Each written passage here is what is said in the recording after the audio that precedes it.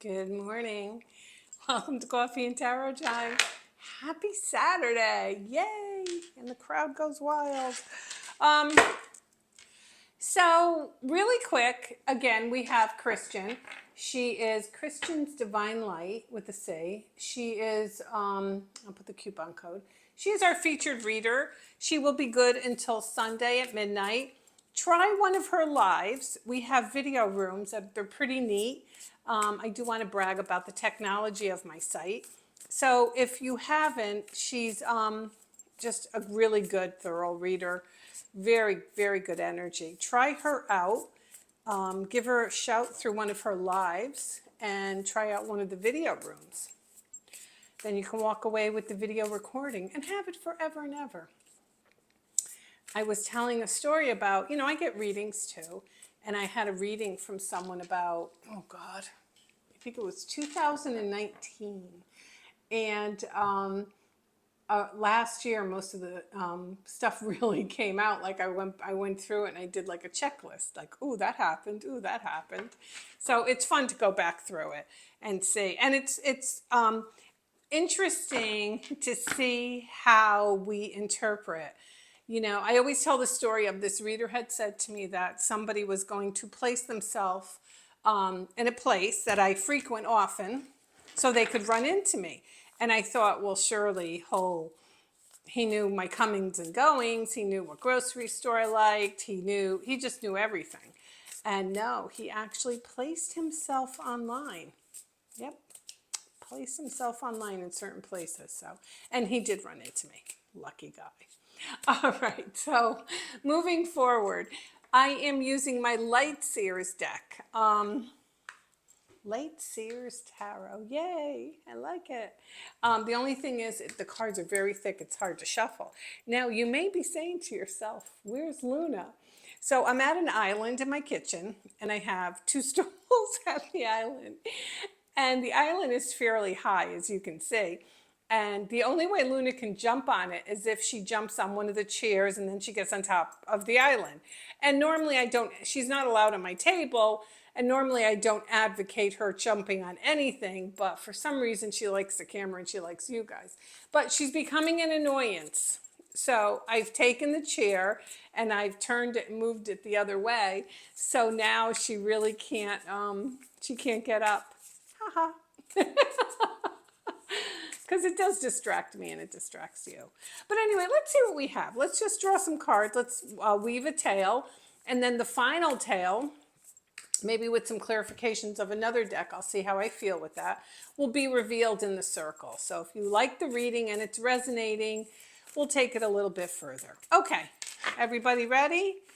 I think you are. Okay, let's see if I can. Yeah, these don't really. I usually take off the top. Sometimes I spread them out. Okay, let's see. First card. Ooh. First card. Who are you thinking of? Someone from the past. Six of Cups. We know that card. We are in Venus in retrograde. So, how did she do that? How did she do that? she like jumped, bounced off the side of me. Oh. So anyway, all right, be good and you can stay. So Venus in retrograde is definitely, I call it the booty call retrograde, because if there's somebody that there's somewhat of an interest, a love, chemistry, sexual, whatever it is, that's going to be brought to you. Okay. The Six of Cups talks about, well, six is the number of soulmates, number one. And it also talks about, just kind of, going down memory lane. So I feel for some of you out there that there is sort of an opportunity, so to speak, that's going to come back, if not a person. It could be opportunity too. It doesn't always have to be love, but again, with the Two of Cups, it is. Okay, but now let's add these together. Okay, so 6 and 2 is 8, so that would be the 8 of Cups, and that means that either you watching this video or someone you are feel is a soulmate energy would have to leave a certain situation. It's also my North card. I don't know if that means anything to you. So if someone was in a certain location, they would have to come north, maybe. But I feel like it would have to be, well, it's funny too. Okay. So there's a couple number of ways we can look at this.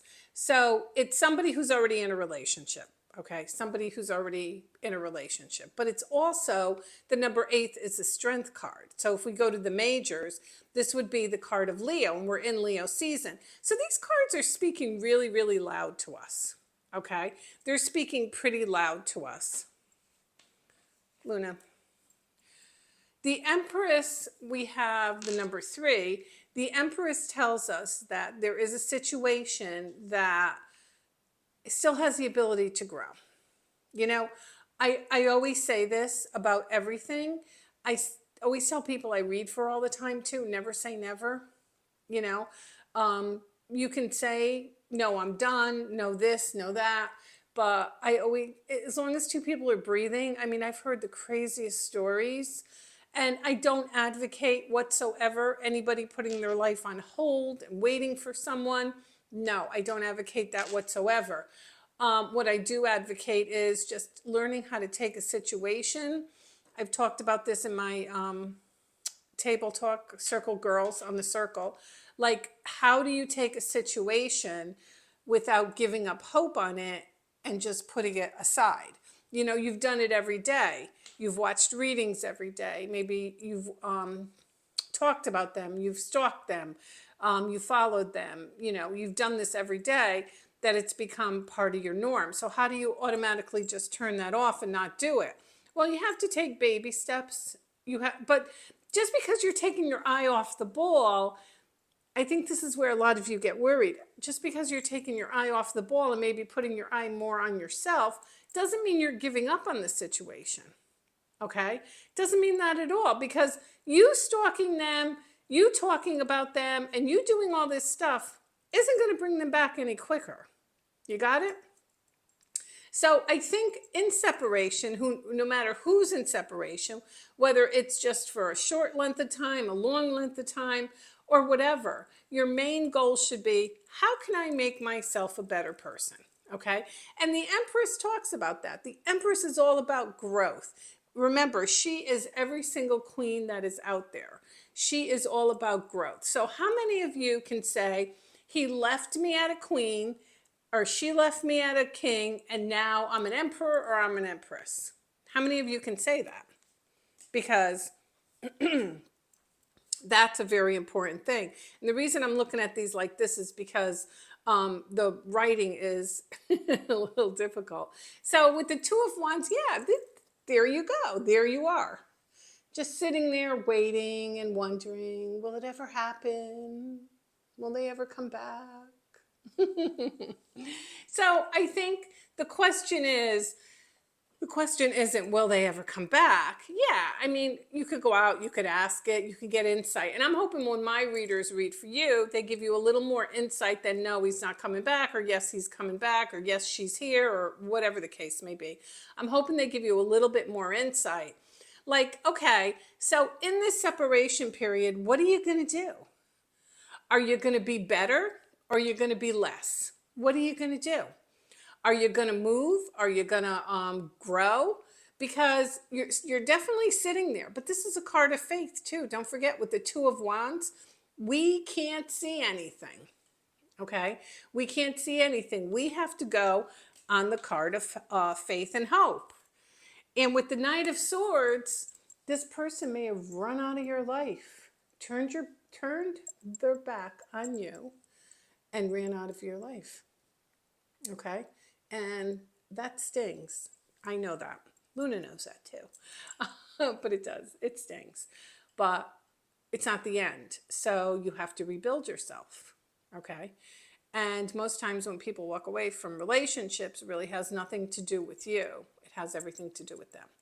All right, I'm going to take this over to the circle. Come on over and follow me, tarotbridge.com. Click on the community tab and come see the rest of this reading.